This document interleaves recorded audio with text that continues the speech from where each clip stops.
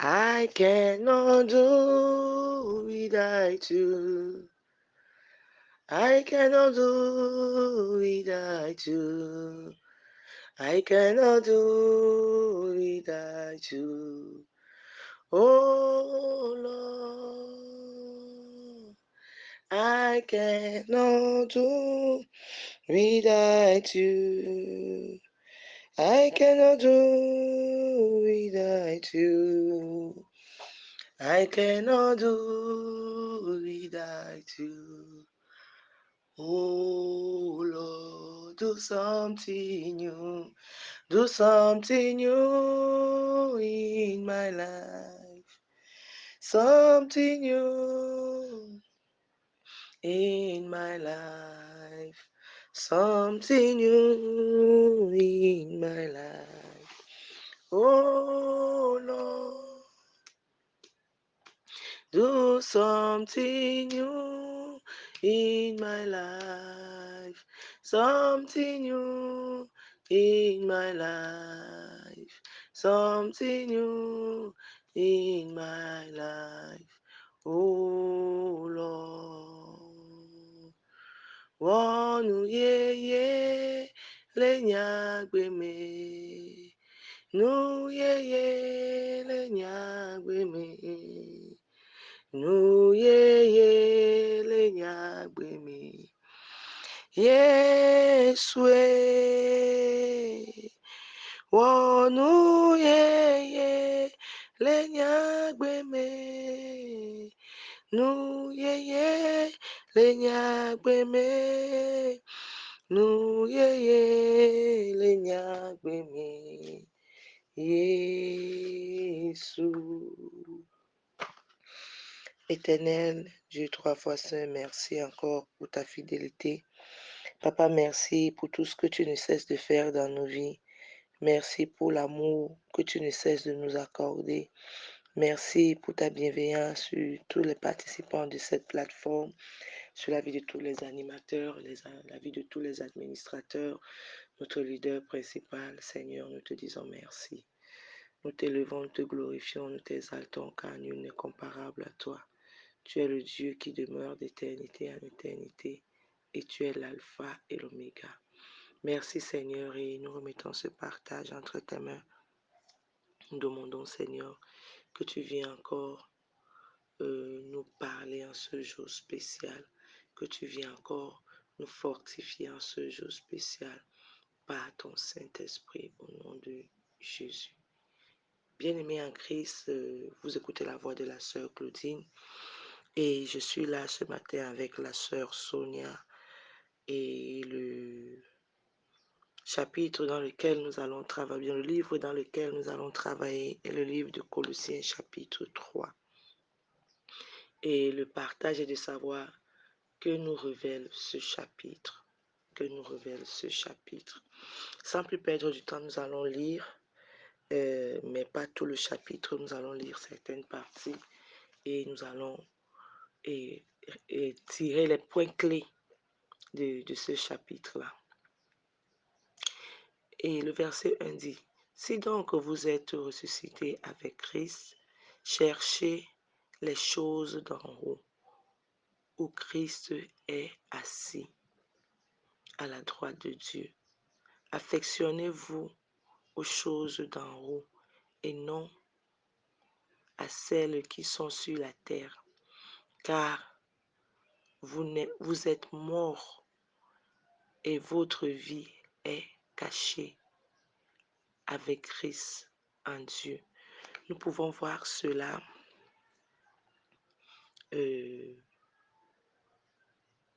dans le livre aussi de 1 Pierre chapitre 3 verset 4. Ici, on nous fait comprendre où nous venons de lire que nous devons aspirer aux choses qui sont d'en haut. Nous devons désirer les choses qui sont d'en haut. Donc, dans 1 Pierre chapitre 3 verset 4, il est écrit là, mais la parure intérieure est cachée dans le cœur. La pureté incorruptible d'un esprit doux, paisible, qui est d'un grand prix devant Dieu.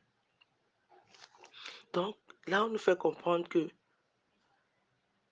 la parure intérieure, ce qui est caché, se trouve dans le cœur. Cela se trouve dans le cœur.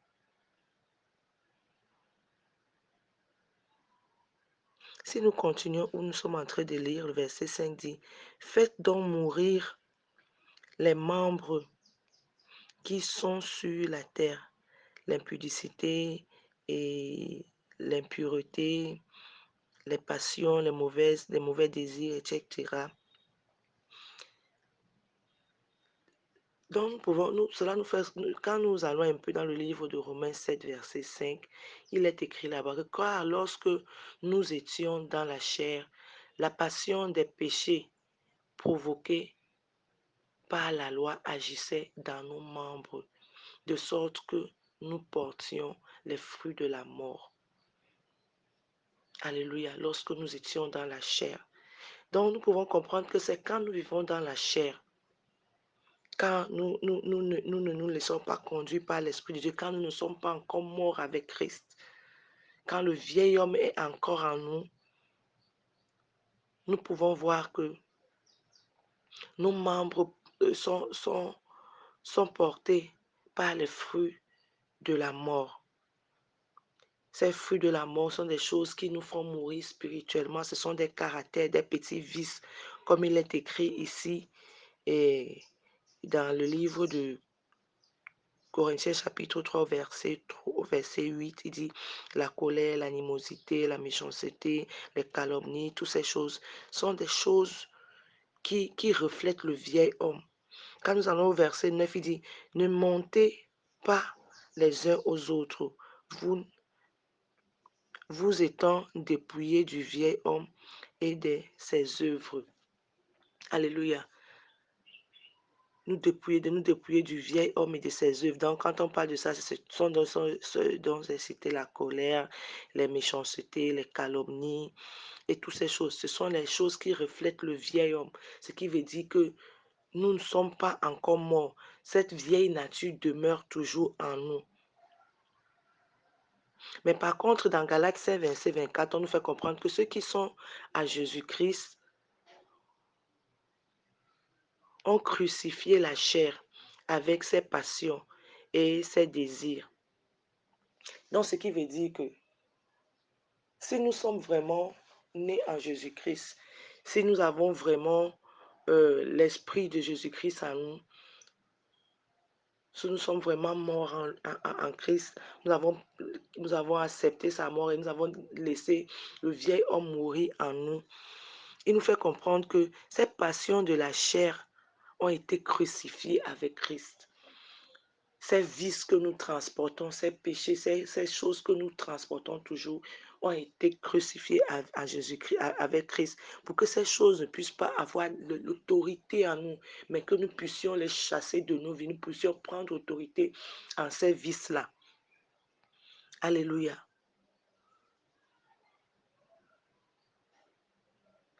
Et c'est pourquoi 1 Jean 3, verset 2 nous dit, bien-aimés, nous sommes maintenant enfants de Dieu, en ce que nous serons,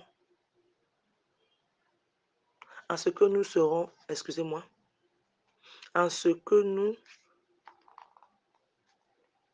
serons n'a pas encore été manifesté, mais nous serons semblables à lui parce que nous le verrons tel qu'il est. Donc, pour voir Jésus-Christ tel qu'il est, malgré que nous sommes ses enfants, il faut d'abord que le vieil homme en nous disparaisse. Il faut d'abord que la vieille nature en nous disparaisse. Alléluia. Car tant que cette vieille nature en nous ne disparaît pas, nous ne pouvons pas, ce que nous sommes ne peut pas être révélé.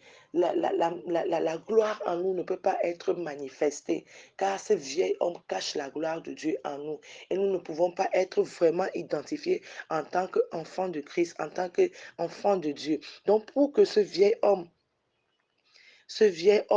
puisse être détruit en nous, nous devons le régner. Car le livre de Matthieu chapitre 6 verset 24 nous dit que nul ne peut servir deux maîtres. Nous ne pouvons pas servir maman et servir Jésus-Christ. Donc nous devons régner le vieil homme en nous. Nous devons bannir ces vieilles habitudes en nous, rejeter ces vieilles natures, afin que maintenant nous puissions, notre nature divine puisse être manifestée, révélée en Christ. Alléluia. Afin que nous puissions être ceux dont nous devons être.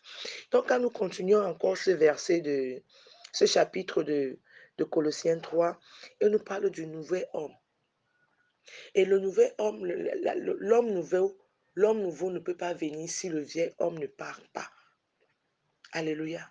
Pour que l'homme nouveau vienne, il faut que le vieil homme disparaisse. Les vieilles habitudes, les vices du péché, les désirs de la chair. Il faut que cette nature disparaisse en nous, soit totalement crucifiée en Christ. Nous devons crucifier ces caractères, ce comportement en nous, afin que l'homme nouveau puisse venir prendre la place. Selon Éphésiens chapitre 5, verset 2, il dit « Marchez dans l'amour, à l'exemple du Christ, qui nous a aimés, qui s'est donné, livré lui-même à Dieu pour nous comme une offrande, un sacrifice de bonne odeur. » Alléluia. Et quand le vieil homme est en nous, il n'y a pas l'amour en nous. Pour marcher dans l'amour, pour demeurer dans l'amour, il faut que le vieil homme soit crucifié. Il faut que la vieille nature soit crucifiée. Alléluia. Il faut que la vieille nature soit crucifiée afin que nous demeurions dans l'amour de Dieu. Et où il n'y a pas l'amour de Dieu, c'est-à-dire que le vieil homme demeure. Et toute personne qui n'est pas encore vraiment, qui n'a pas encore l'homme nouveau en lui, ne peut pas demeurer dans l'amour de Dieu. Donc c'est pourquoi nous devons nous lier de la perfection de l'amour, ce lien de perfection de l'amour. Nous devons nous lier de cela en tant que créature de Dieu. Et nous pouvons le voir dans 1 Corinthiens chapitre 13. Là, il est écrit que quand on parle la langue des hommes et des anges, s'il n'y a pas l'amour, si je n'ai pas l'amour, je suis comme de l'airain qui résonne ou comme une cymbale retentissante. Donc l'amour dont nous parlons ici, c'est un amour que nous devons démontrer l'un à l'autre. Jésus nous a démontré son amour en se donnant pour nous, en se crucifiant pour nous. C'est un amour qui est accompagné de ses œuvres. Alléluia. C'est un amour qui est accompagné de ses œuvres. On ne dit pas que je t'aime mon frère, je t'aime ma soeur, mais en bas, on cherche à détruire ce frère, à faire périr ce frère. Non. Jésus nous demande d'aimer et de manifester l'amour du Christ. Car Jésus-Christ a manifesté cet amour. C'est pourquoi il s'est donné comme une offrande. Il s'est sacrifié pour nous, afin que nous tous nous soyons sauvés et en retour nous puissions manifester cet amour les uns aux autres. Alléluia. Et nous allons continuer dans ce chapitre en voyant maintenant notre aspect qui parle des devoirs de la famille. Donc n'oubliez pas que j'ai parlé du vieil homme, j'ai parlé de l'homme nouveau et je parle maintenant du devoir de la famille en tant que chrétien, en tant que femme au foyer, en tant que leader. Qu'est-ce que nous devons faire? Comment nous devons nous comporter? Si maintenant le vieil homme en nous, les vieilles natures en nous sont parties, nous sommes maintenant une nouvelle personne. Nous avons permis à l'homme nouveau d'intégrer, d'être en nous. Maintenant, en tant que famille, en tant que corps du Christ, qu'est-ce que nous devons faire? Comment nous devons nous comporter? Alléluia. Donc là, avant d'aller là, j'aimerais soulever un point dans Romains 6, 6. Il dit, sachant que le vieil homme a été crucifié avec lui euh, le, afin que le corps du péché soit détruit, afin que nous ne péchions plus. Ce verset m'a échappé, excusez-moi. Romains 6 nous dit que le vieil homme a été détruit, il a été crucifié à la croix avec Jésus-Christ, afin que ce corps de péché, cette nature pécheresse à nous soit détruit et que nous soyons un nouveau homme, une nouvelle créature en Christ et que cette nature pécheresse ne puisse plus dominer en nous. Alléluia. Merci Seigneur. Donc pour conclure, j'aimerais parler des devoirs de la famille dont on nous parle encore dans ce chapitre qui est dans Ephésiens 5, versets 22 à 24, qui parle la femme, qui demande à la femme d'être soumise à son mari et à l'homme qui est le chef de la famille, qui est le chef de la famille, qui est le chef de la femme, comme Jésus-Christ est le chef de l'Église. Alléluia. Comme l'Église est soumise à Jésus-Christ, c'est de cette même manière que la femme doit se soumettre à son mari en toutes choses. Pas en certaines choses, mais en toutes choses. Et aussi, et aussi, il nous demande aussi de, dans 1 Pierre chapitre 2, verset 18, d'être soumis, nous leaders, d'être soumis, nous serviteurs de Dieu. Soyons soumis à nos maîtres, quelle que soit leur dureté, quelle que soit leur méchanceté, quel que soit leur orgueil. La Bible nous demande en tant que serviteurs d'être soumis à nos maîtres, d'être soumis à nos autorités dans notre emploi, où nous travaillons. Peut-être nous pouvons avoir des patrons vraiment terribles, têtus, vraiment, quand je dis têtus, ce n'est pas le mot, vraiment mesquins. Mais la Bible nous demande d'être soumis, de vivre sous, avoir ce caractère de soumission, parce que Jésus-Christ s'est soumis à notre Seigneur, à notre Dieu. Il s'est soumis, il a marché selon la volonté du Père. Il a fait ce que le Père lui a demandé de faire. Et c'est ce qu'il veut que nous reflétons aussi en tant qu'enfants de Dieu. Alléluia. Donc, pour résumer ce chapitre de Colossiens chapitre 3, j'ai relevé 3 points essentiels. Le premier point, c'est la vieille nature, le vieil homme. La Bible nous dit que le vieil homme a été crucifié, afin que ce corps de péché, cette nature pécheresse ne puisse plus avoir de contrôle sur notre vie. Et Jésus-Christ nous parle du nouvel homme, que nous, de le nouvel homme, quand on est un homme nouveau, nous devons marcher dans l'amour, comme Jésus-Christ a marché dans l'amour. Jésus-Christ a été un exemple vivant de l'amour de Dieu. Il n'a pas seulement, il nous a pas seulement aimé, mais il a démontré, il a manifesté cet amour. Donc, nous devons manifester l'amour du Christ partout où nous allons, en tant que nouvelle créature. Et notre devoir en tant que famille, en tant que corps du Christ, nous devons nous aimer les uns les autres. Nous devons être soumis. Nous devons marcher sous l'autorité de Christ. Alléluia. Merci, soyez abondamment bénis. Vous venez d'écouter la voix de la sœur Claudine. Shalom, shalom, shalom.